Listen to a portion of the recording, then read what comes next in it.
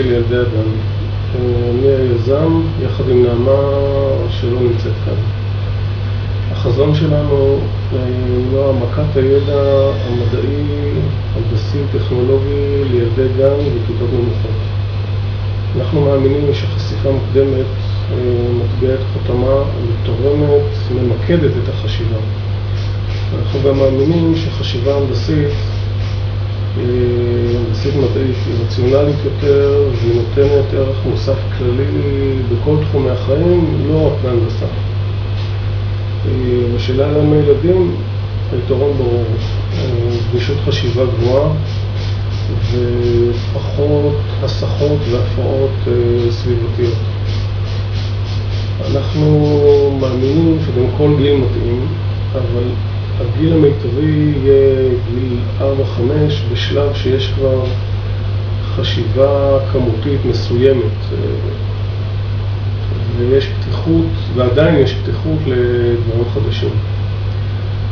השיטה תהיה שיעורי חוג שבועיים שנדבר ובעיקר נמחיש עקרונות ותהליכים פיזיקליים. למשל, כשנדבר על תורת האור, תורת האור, מנסרות, פריזמות, משתמש בלייזרים או לייזר אדום כדי שאפשר יהיה לראות את כיוון הקרן. למשל, כשנדבר על אנרגיה, אז נדגים להם את זה עם משחקים פשוטים, למשל גומייה. איך טוענים אנרגיה פוטנציאלית, ואיך הופכים אותה מאנרגיה פוטנציאלית לאנרגיה קינטית.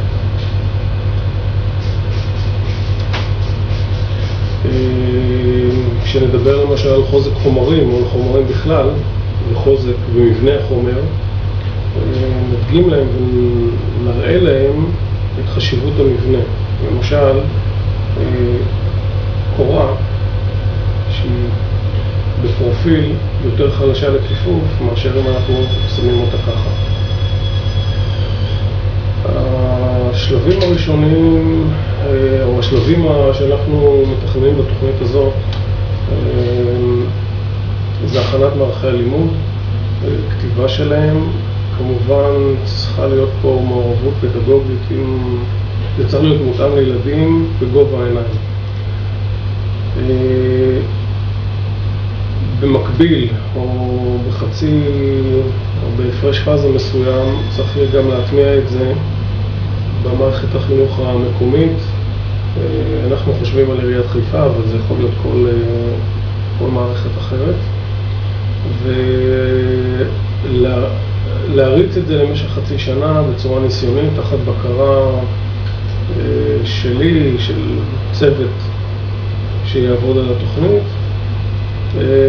ואז לקבל החלטה אם אנחנו, לא אם בעצם, אלא איך אנחנו ממשיכים, האם צריכים שיפורים, האם צריכים לעשות איזשהו שינוי קצת יותר מערכתי. אנחנו מהניסיון שלנו מאוד מאמינים אנחנו מאוד מאמינים בחינוך ובחינוך רציונלי. אנחנו בטוחים שאצל ילדי הגן, גילאים 4-5, אולי כיתות א' ב' גם, הערך המוסף יהיה הגבוה ביותר. תודה רבה.